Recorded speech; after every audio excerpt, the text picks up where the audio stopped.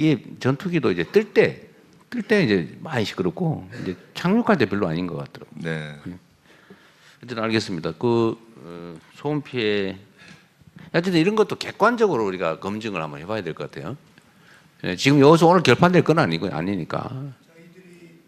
마이크 있으면 좀 드리세요. 자유롭게 말씀하십시오. 중요한 일이니까. 저희들이 소음 피해와 관련해서는 하도 광주가 당해보니까 그런 피해를 무한했다 또 고통을 줄 수 없다라는 생각하에 항로 문제라든가 여러 가지를 볼 때 민가는 없는, 물론 축사는 많습니다. 근데 축사야 이제 당연히 보상은 충분히 해야죠. 충분히 보상하고 이전할 수 있는 건 하고, 그런데 소음 피해는 저희들이 토론회도 직접 하고 그랬는데 소음 피해 문제는 어째 없을 수가 있겠습니까마는 지금 광주가 겪고 있는 도심 한가운데 느낌은 아니니까 바로 바다로 뜬다거나 이런 문제가 있어서 그 문제는 과학적으로 학술적으로 검토해야 될 문제입니다만은 그 점은 없진 않겠으나 심하지 않을 거다 이런 생각을 해봅니다. 심하지 않더라도 사실은 이제 저도 옮겨오는 지역 입장에서는 대통령님 저도 한 안 심하더라도 없는 것보다 있는 게 싫은 거고 안 오는 거 좋으니까 당연히 반대하죠. 그런 것도 예를 들면 이제 무한 군수님이 들으시면 섭섭할 수 있어요. 거의 없을 거다. 있다는 얘기거든. 있다는 걸 부정하지 않습니다. 어쨌든 예, 말씀하십시오. 예. 저한테 자꾸 이제 광주 편만 든다 하니까 정말 말하기가 어려워요. 저는 객관적으로 말을 하는데 광주 편만 든다. 객관적이지 않아요. 당사자예요. 그런데 예를 들면은 광주 이제 시에 있는 위치하고 비교해 보면은 무안읍은 8km거든요. 8km 떨어져 있는데 광주로 말하면 진월동 송도의 소음이 피해다 이렇게 나와 있고, 청계변은 10km. 그러면은 아까 저 대학교 송화철 총장님 거기 청계는 남평읍 정도에 떨어져 있는 거리. 그래서 광주 분들한테 이해를 구하기 위해 남평읍. 네, 그래서 소음 피해가 사실은 그렇게 크지는 않습니다. 그런데 문제는 남평읍 주민이 있어요? 어디? 좀 시끄러워요. 어때요? 예? 시끄러워요? 예? 별로 안 시끄러워요. 편드는 거 아니죠? 아니야, 우리 이걸로 결판될 건 아니까 편하게. 남평읍이 몇 킬로 떨어져 있다고요? 10km. 시끄럽진 10km. 않습니다. 10km. 남평읍은 괜찮다. 아까 또 예를 10km. 8km 했던데 어디요? 8km. 무안읍은 8km 떨어져 있는데 광주 진월동. 광주시는 그럼 8km면 어디쯤에 해당돼요? 진월동입니다. 그게. 진월동 주민 있으세요? 진월 어떠세요, 저? 진월동 주민입니다. 잘 안 들립니다. 진월동은 안 들린다. 맞아요? 저 뒤에도 손 드시면 겠는데 진월동 주민 진월동에서 비행기 소리 잘 안 들립니다. 잘 안 들린다는 네. 들린다는 얘기인데 거의 안 들립니다. 거의 또 들린다는 얘기지. 안 들립니다. 안 들립니다. 이거 확실히 광주 주민들이라서 약간 들린다는 얘기 같아요 보니까.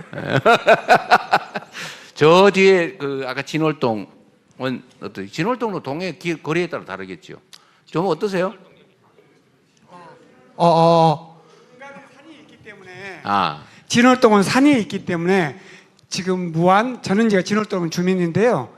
그걸 산술적으로 기जान으로 계산하거나 하면 안 그런 건 안 된다. 맞습니다. 산이 있기 때문에. 산이 있기 때문에 그게 커버가 될 수 있는 부분이 있어서 양심적으로 말씀드리면 그거는 비교가 안 된다. 이렇게 말씀드린 게 맞을 것 같습니다. 객관적이시네요. 제가 생각할 때는 이제 이런 부분이 있어서 서로 그 지형에 따라 다를 수도 있고 여러 가지 그렇죠. 있잖아요. 그래서 그런데 한번 객관적으로 우리 무안하고 우리 광주시 같이 국방부도 같이 참여해서 비슷한 여건에 있는 지역들, 예를 들면 광주 공항도 있지만은 다른 군공항이 있는 지역들. 실제가 재보면 돼요. 한번 재보고 전투기 중에 제일 시끄러운 체험을 거, 해보고 제일 시끄러운 기준을 이렇게 해서 재보면 되죠. 객관적으로 이것을 좀 이렇게 말할 수 있도록 나중에 했으면 좋겠다. 그러니까 이런 것도 다 불신의 원인인데 사실은 이제 객관적 데이터라도 피해 예상 지역 주민들은 안 믿는 거거든요. 그래서 대통령님, 남학의 경우에도 어떤 이야기가 나오고 있느냐? 저는 지금 객관적으로 이야기하고 있습니다. 남학 주민들 중에서 객관적이지 않다니까요.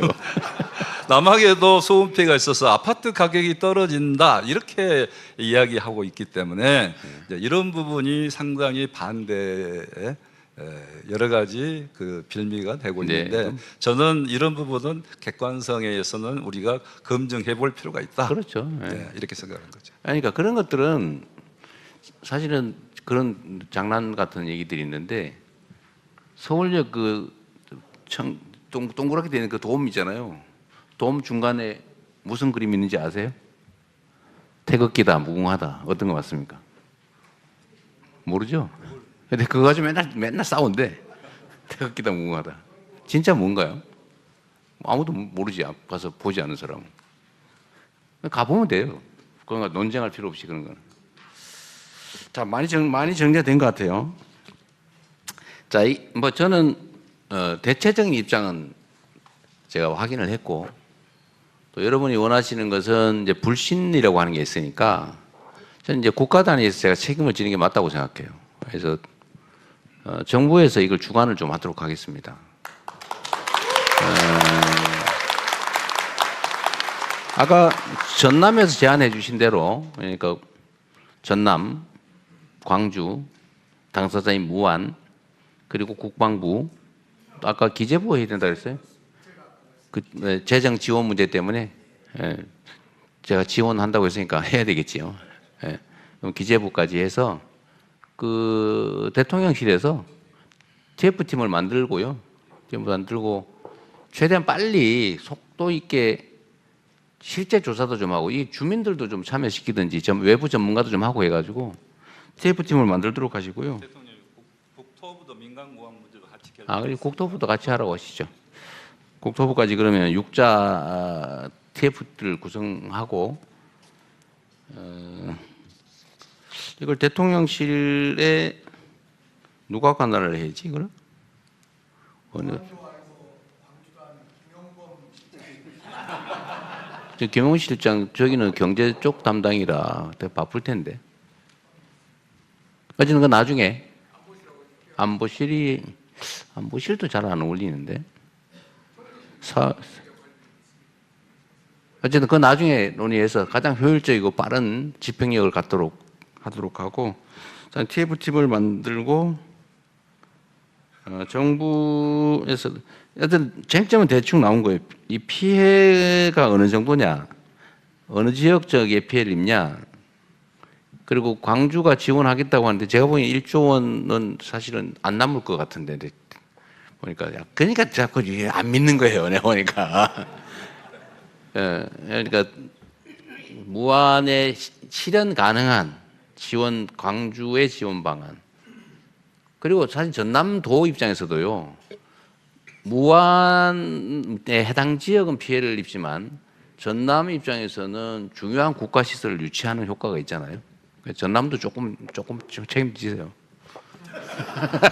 예, 대통령 말씀대로 전남도 예를 들면은 무안의 어떤 국가적 사업을 시행할 때는 항상 지방비 부담이 그러니까, 따르잖아요. 그 지방비 부담은 도 부담이지 강주시 부담이 아니거든요. 예. 예, 우리가 부담합니다. 조금. 예. 아니 무안군을 위무하기 위한. 예, 그 뭐 문제 해결이 된다 하면은 과감히 저도 네. 부담하겠습니다. 그러니까 전남도 하고 정부도 어쨌든 제가 재정 지원이 가능하게 하는 법은 제가 만든 거예요.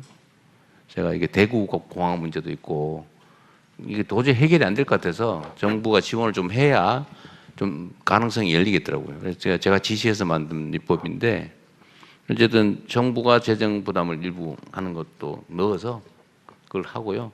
그다음 담보 방법을 잘 만들어야 될 것 같아요. 이제 못 믿거든요. 그래서 정부 당국자 입장이 바뀌면 또 제가 또 마음이 변할지도 모르잖아요. 이제 이렇게 하면 안 되니까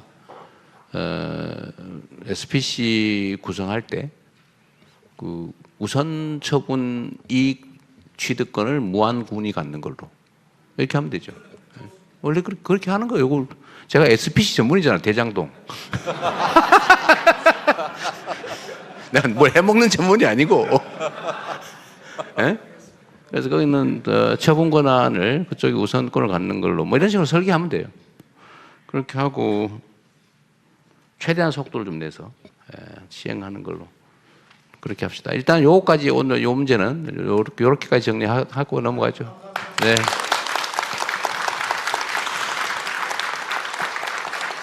네, 사실상